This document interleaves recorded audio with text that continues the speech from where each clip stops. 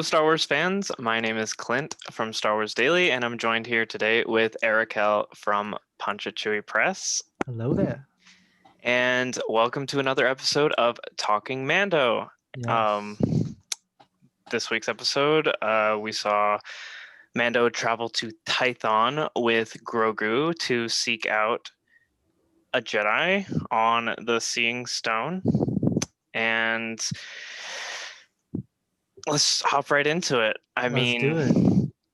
The second Mando places Grogu on the Seeing Stone, nothing happens, but then we hear a ship come down, the Slave One. I screamed. Dude. I screamed, bro. The funny thing about Mando is, Mandalorian is they just get right to it. Like the second the episode starts, you already know what it's going to be about because they don't waste any time like setting up anything. They just throw it in there. Well, like the setup is like the episodes leading up to it, but like once it's finally time for it, they don't tease you anymore. It's like, here, have it. It's yours. I appreciate that, truly. Exactly. And the Slave One sounded so menacing coming from space. Beautiful. It was awesome. And Mando is at first scared because he thinks that, he doesn't know who Boba Fett is, obviously, and he thinks that this is, someone here to grab the child. However, Mando tries to pick up Grogu, but when he turns around, there's a force barrier around Grogu because he's activated the Seeing Stone. Bro, the little fingers. Yeah. Killed me instantly. So Mando's like, okay, well, this is happening. I've got to go confront whoever's coming to get the child. Yeah. So Boba comes in hot. Second Mando climbs down the mountain. He's already blasting at him with his gun. And they have a little standoff, and Boba confronts Mando about the armor that Din took from Cobb Vanth. And he says a rephrase of a very famous line: "I'm a simple man making his way through the galaxy, like my father before me." So beautiful. Not only does he quote his father Django, but it's also the ending part is like a little rephrase of what Luke said. Yeah, a little nod to Vader. Yeah. So that was cool. No, that was awesome. And it turns out Fennec Shand survived Toro Calican. Yeah, the freaking like whole situation she's got down there. Oh. Yeah, Boba rescued her. She just like, that was her awesome. whole midsection. Just like, oh yeah, just all this. Yeah, we don't do that here. that looked pretty cool, to be honest. That was pretty cool. It's funny because everyone was, or Ming-Na Wen and her fans were like petitioning to have her come back, and here she is. Honestly, I really enjoyed her character. Yeah. In this episode, I really liked her. Like I really didn't like. I thought it was cool. I thought her character was cool when we first saw her, but I didn't really expect anything from her. Obviously, I thought she was dead. And like, what's up? No, I was just saying Ming-Na is such a badass, and it's her character's very reminiscent of Aura Singh, in my opinion. Yeah, very. Aura was like a sniper too. You see her in like Phantom Menace, perched up, and there's long ties in the EU and Legends with Boba Fett and Aura. Yep. So that was kind of cool. No, yeah, I really did enjoy her character. I'm glad they brought her back. I'm glad that they're like, and I saw like a lot of people are talking about and like about how it's very reminiscent of like Django and Zam Wessel, like it's and I like that. I think it's really cool because usually like tales of Boba Fett and like, you know, the stories that we've seen him in before, besides the Clone Wars, like he's usually alone. He's usually like working alone. Doesn't, you know, he works better alone. So It was it interesting to see that he rescued her. yeah, very interesting. I'm curious to see as to why, not why, but like, you know, most people in the bounty hunting profession don't do anything out of the kindness of their hearts, you know. Like Yeah, they want something in return, yeah, which is cool. And now they have kind of like a like not a bond, but like a connection, how Han and Chewie have, you know, mm, which is, yeah, it's like she kind of like owes him. Maybe they're not best friends yet and like literally brothers like Han and Chewie, but that it's cool. It's cool to see that. yeah. Shows him Um, a life debt basically, and exactly. I mean it's confirmed now. It is That guy who finally. walked over her is in season 1 is Boba Fett, and that's why we Yeah. heard those spurs. So Uh, yeah. Just gonna go ahead and say that I told you so. Not you, but like everyone. yeah, yeah. uh, So I mean, the Empire, like right after that, the Empire arrives with stormtroopers to capture Grogu. Assuming because they have the tracking beacon on the yeah. Razor Crest. Um, so we see a landing ship come from space with a squad of stormtroopers, and Boba Fett and Fennec Shan start massacring them.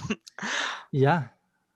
Definitely, I mean, it was so awesome to finally see Boba Fett in live action bro. show a Yeah. beating, like do a beat down, basically. Bro, I have been waiting for this, and most Boba Fett fans have been waiting for this for as long as we can remember. You Yeah, know, because it's like, yeah, he's a badass in the movies, but like comics, novels, literally everything else, like no comparison. It's like when you used to read comics about Vader and how he like obliterated anyone in front of him, yeah. and like we never saw him do that in the movies until Rogue One. Same hmm thing. Same This is thing. Oh my basically god. Boba's Rogue One moment. Yeah, exactly. It's kind of like what we've all been waiting for, It's and beautiful. it was great to see. Like, this is why he was the best bounty hunter in the galaxy, because Yeah. he can do that, and that was awesome to Yeah. see. And uh, but while that's happening, Din Djarin, he's freaking out because he knows that they're there to take Grogu. So he runs back up the mountain because he doesn't have his jetpack on anymore, and he actually gets knocked out trying to escape with Grogu, from Grogu's force barrier that's around him. So, um, and then meanwhile, while that's happening, Boba goes and retrieves his armor from the Razor Crest, and a Oh, second wave of stormtroopers comes in, and then we get to see like like yeah. actual Boba Fett, like in his full getup, just wreck. Like you see Yeah. all of his gadgets too. You see him actually using the Yes. knee Yeah. shooters on his kneecap That was so armor, cool. and then he's using like his gun on his wrist armor, and And then oh man, when he punched that one yeah, trooper, he just went flying with like the gun. yeah, he I don't even know yeeted what that that's called. trooper big time. Oh my gosh, man, that was insane. I think I was screaming like hyperventilating that whole time, just like, oh my god, I it can't was believe it's happening. It was great, and then we even see Boba use his rocket on his jetpack to shoot down the troop transport, and then Finally, he turns around with that big explosion in the background, yes, like in all the action movies. That was the sick. rocket firing Boba Fett, dude. Hell yeah, Finally, I and still can't believe it. definitely definitely fan service, but what we've all been wanting, and I know the Boba Fett fans are ecstatic right now. Say it. Thank you, Dave. Thank you. Um, Uh, so after they defeat the stormtroopers, they all think all is well, and then what was a shock to me, and I'm sure many of you, this laser beam comes out of the sky and just ugh. completely obliterates the Razor Crest. After I spent $300 on the HasLab Razor Crest, my guy, everyone was like, Yeah, me too. "No, it's still gonna be cool." But oh my gosh, The come Razor on, Crest is still it's still going to be an iconic ship. I mean, yeah. it it Okay, it looks awesome. do you think he'll try and find a way to rebuild it, or do you think he's just gonna get a brand new ship? It's gone. I It's mean, gone, gone, gone. yeah, I think Like obviously, it was like in literal pieces, but I honestly think something's going to happen to Boba Fett, and he's going to get the Slave One. oh, like I think, like I don't want to say no, but like I just because like I don't want that to happen, but like it could most likely happen. Yeah, But what I was thinking about was obviously he needs a ride, and obviously they're gonna help him. Like that's pretty much how the episode ends. Is like they're like, no, we're gonna help you. So now that he doesn't have a ship, he's obviously gonna ride with Boba and Fennec. And if he's, if he just lost his ship, they're probably gonna take him to either try and get a new one or like something like that. So like, because he didn't just lose his ship, he lost everything. Like yeah. everything he owns was on that ship. He lost everything he owns, and he lost Grogu. I Yeah, mean, the and only thing that Grogu. survived was Grogu's ball, which was a very touching moment when he pulls it Yeah, out of the wreckage, and he lost Grogu, and that's all he has left. So he put that in his pocket, and then of course the Beskar spear because it's Beskar. yeah. Um, I honestly don't think that he's going to be looking for another ship anytime soon. Hmm.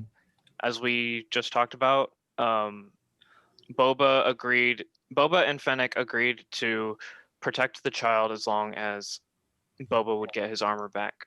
So Boba gets his armor back, and Boba shows Mando the chain code in his armor, basically saying that his father was Jango Fett. He was a foundling, and he fought in the Mandalorian Civil Wars. So I'm not Din's like, leaving. I'm Din's like, okay, um, this armor's yours. I believe you now. And I mean, it even says in the armor chain code that like who was it? Jaster Mural is open season. gold. Yeah. So basically, open season is not canon yet, but that's basically the story that they're going Pretty for. So if you much. haven't read that comic book, it's about like Jango Fett and becoming a Mando and stuff like that. But Oh, yeah, man. they basically canonized that book. Yeah. Well, like what I think is crazy is that since season one, I've been noticing similarities from this and Din's story.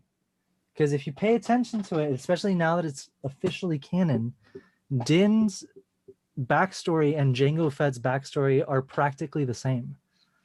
Like Yeah. the exact same. So I feel like it's most definitely they've been using this Oh, for comic sure. book alone They're for using that for reference for the show. yeah, like for 90% of the show. just like how we said in last week's episode that they are going to be using the Thrawn trilogy as reference for this new Yeah. Thrawn era. No, yeah, it's I've never been more excited. Like the wait was worth it, like all these years of like so much neglect for the EU and Legends. Like, and I'm not saying that like as a bad thing. It's just like, I mean, it's true. Like there was almost nothing that connected the EU to the new like Disney era Star Wars. Yeah. So it's like for a lot of the EU fans, and most fans have definitely read a Star Wars novel or at least a comic book or anything from the EU. The video games are EU. Like the shows were EU. Like anything that wasn't the movies. Mm-hmm. So it's like it just kind of felt like empty. But like now that people are seeing it and now that we're seeing it, it's like, well, of course it was going to take time. It was going to take time for them to like gather everything and be like, okay, like we want to put out some Star Wars content, but it can't all be like we can't take everything into consideration with like one project, I Yeah. guess. Which I can definitely see how that can be hard. But like now watching The Mandalorian and episode after episode, especially in season 2, seeing John and Dave bring in things that fans have like known about for years now, and like it's just kind of been in like Star Wars limbo and like in between canon and non-canon, you know, and bringing them into live action is insane. It's like you can't believe it. You can't believe it, and it's like it's cool to see all these new fans seeing it and be like, oh, that's really cool, and then Yeah. being able to be like, yeah, well, it's also here. Like there's still like more content with all this that's going on. So you get to read that, and it's like, Hmm. oh, there's more content, you know? Yeah, I appreciate them, Dave and John Favreau especially, really pulling content from the EU that we have Yeah, like known and loved for so long, instead of just like pushing it aside like we yeah, originally thought was going to happen, exactly. and then using it for future content. No, yeah, Um, exactly. one thing that I was really intrigued about is when Boba runs, like after the Razor Crest gets destroyed, Fennec's like, "Oh, Boba, you better get to Slave One quick, because Yeah, they're gonna blow up yours too." yeah, Um, I think the reason why they destroyed the Razor Crest so quick is because it had the tracking fob on it. But yeah, um, so Boba jetpacks off to get in the Slave One, and he flies and follows something that we didn't mention. The Dark Troopers. Gideon deployed the that's Dark right. Troopers Yeah, to go grab Grogu, and by this time the Force shield is like mhm, down already. Grogu's already apparently summoned whatever Jedi he was trying to summon, yeah, but they're not there yet. Obviously, we don't know when they're going to show up to like look for him. yeah, Probably at the end of this season or next season. yeah, Um, but the Dark Troopers go. They grab Grogu. Mando and Fennec run up the hill because Boba's already in the Slave One, and they're too late. The Dark Troopers take the child, and Mando just is obviously upset about it. Tells Boba to not like engage. But yeah, one thing that I thought was really interesting is when Boba flies the Slave One up past the clouds, because the light cruiser was covered by the clouds, he sees Gideon's shit, Imperial yeah, light cruiser, and he says, "They're back. The Empire is back." yeah, And of course, Din already knows this, yeah, but Fennec was shocked by it too. yeah, Um, and then we know from past episode that the rebellion, or the New Republic, remember there was that starfighter pilot who was yeah, talking to Cara Dune, saying there's something fishy going on here, mhm, and uh, I guess no one believes that the Empire is back well, yeah, on the core worlds, and even on the Outer Rim worlds. mhm, There's very little remnants of the Empire left on mhm, select Outer Rim worlds. Like Boba was on Tatooine, he didn't even know the Empire was back, yeah, so they're not there anymore. They're only on very select few worlds, and so yeah, only a very select few amount of people know about it. yeah. So No, yeah, that's a that no, that's a really great like thing to point out because it really it's very relevant because like we've only ever seen the Empire everywhere, you know, as the yeah, Empire. It's huge, it's everywhere. But now this is really the first time, and like this is probably one of my favorite time periods in the entire Star Wars, you know, galaxy or universe, because it there's like these little pockets like we were talking about. There's little like I guess cells of like Imperial remnants, yeah, and one of and they're those very being, small. yeah, they're very small. So it's like we're right now concentrating on like one where we've seen like this story take place, but like there's an entire galaxy of Yeah, no empire, you know. So like and people, everyone's turning a blind eye to it, basically. yeah, because well, I mean that's pretty much how I'm guessing the First Order rose to power, is because like Exactly. they underestimated them. They were like, okay, yeah, it's just like a few of you left, you know, Hmm. whatever. But and like so they didn't know, no one did anything. But what I'm guessing is like there's probably even a bigger fleet. Well, of course on Exegol probably like being built right now. Yeah, But like even with Thrawn, you know, like what does Thrawn have brewing up, you know? Because if our theory of the Thrawn trilogy coming into either live action or animated series is true, then it's got to be something huge. for sure. Same with Gideon. You know, Gideon obviously has a lot more power than we currently think he does. You know, Yeah. and like he's not showing like his full hand. He's not showing all his cards. So I definitely think that no, that's a great like it's a great point to bring up because it's gonna get very real.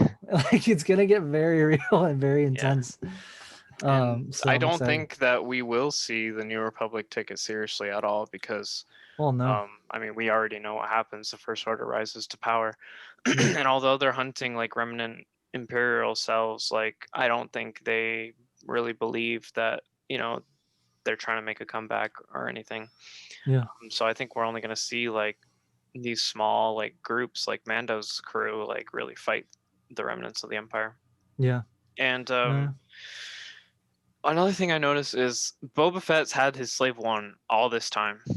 yeah, Why was he on Tatooine all this time, and why didn't he take the armor? He knew who Cobb Vanth was. yeah.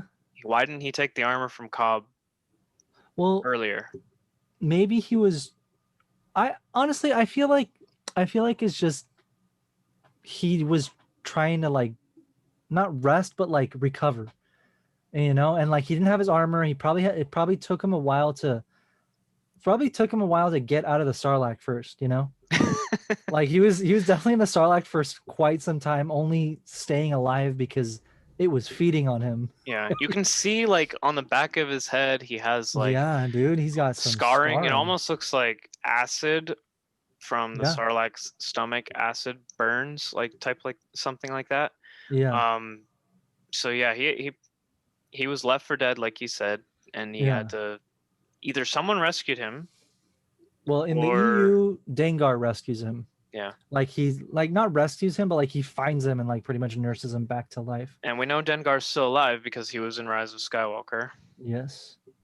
Um, But like although deformed, very yeah, deformed. very gross and I'll throw up a picture so you guys can see. ugh. But yeah, But yeah, no, apparently Dengar wanted to like prolong his life or something like live that, so he forever. just really messed up himself. Not like that, man. Not like that. Ugh.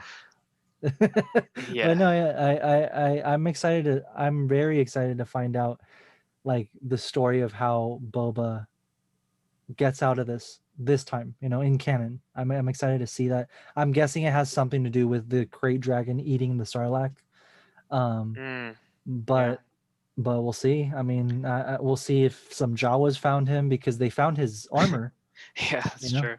So I I, mean, honestly, I feel like he probably just got spit out as the Sarlacc was getting eaten, and then like Jawas found him and they just stripped him and then left.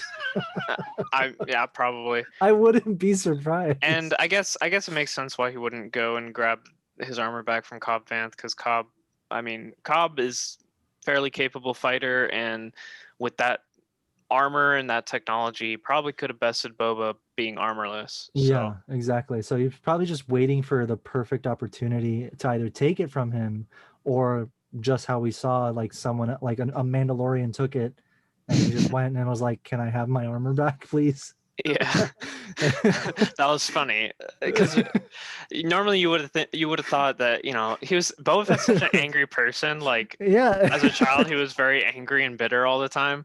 So you would expect Boba to just be like not Just give me care my at all and just beat up Mando or you just kill maybe him and take it, you know? yeah, but he's kind of just like, hey, that was my dad's. Could I have it back?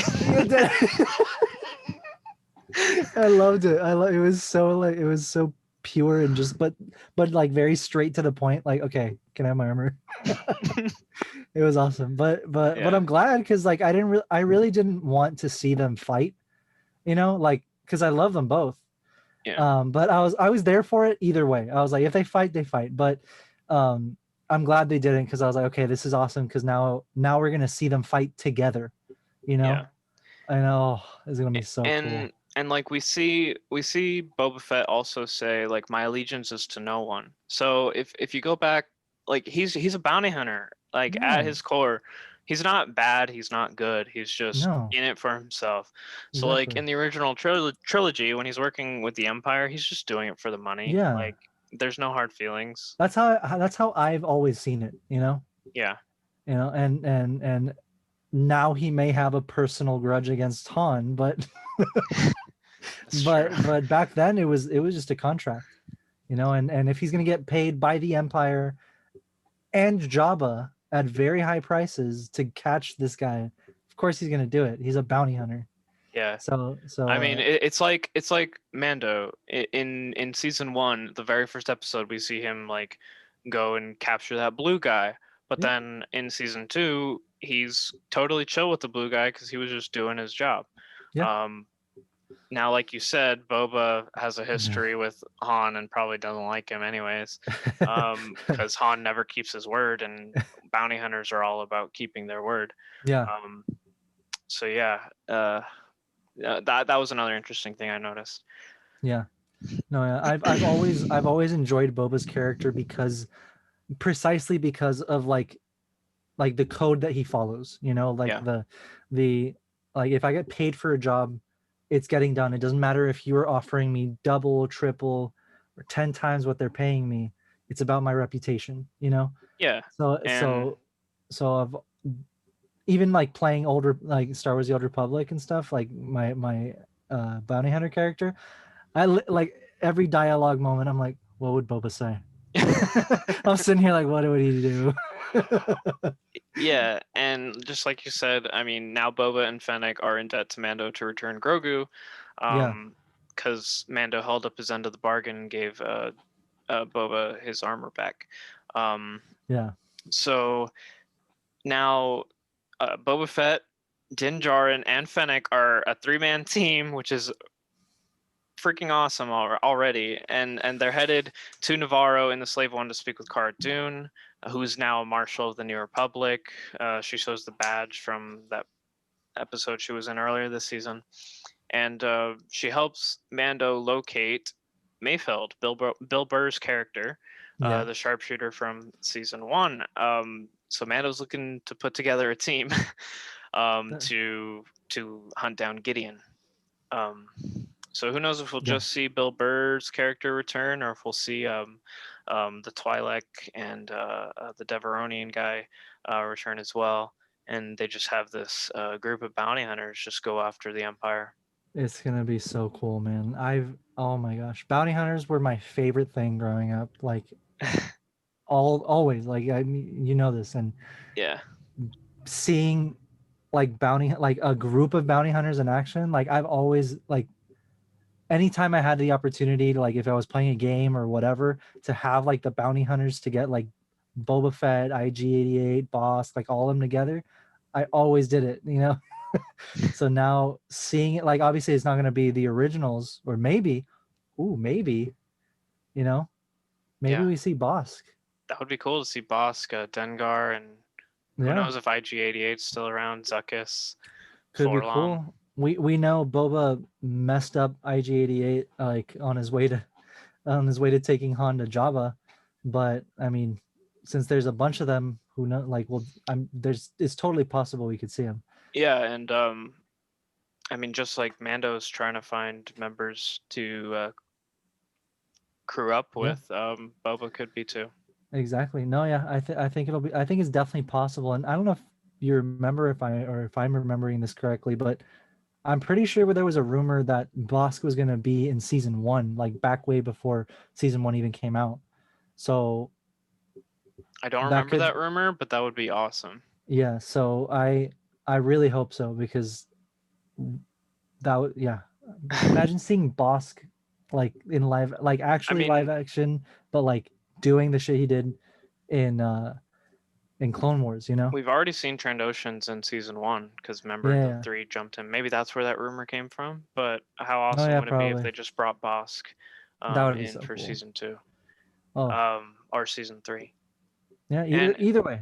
yeah, At any point, I'm down. Like, just give hell me. yeah. Yeah. And I mean, the last scene of the episode, Grogu is shown in his prison cell just Yeah. throwing stormtroopers around, and Gideon shows up and just watches the whole thing.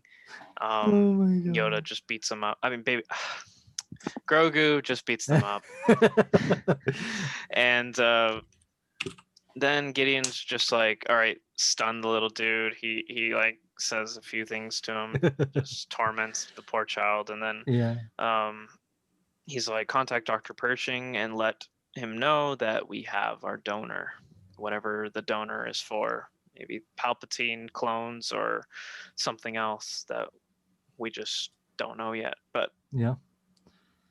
No, I'm excited. there's still one more episode in the season. Am I correct? Or is there Uh, two? two more. Two more. Okay. Yeah. So a lot can happen in the next two episodes. So we're looking forward to that. Yeah.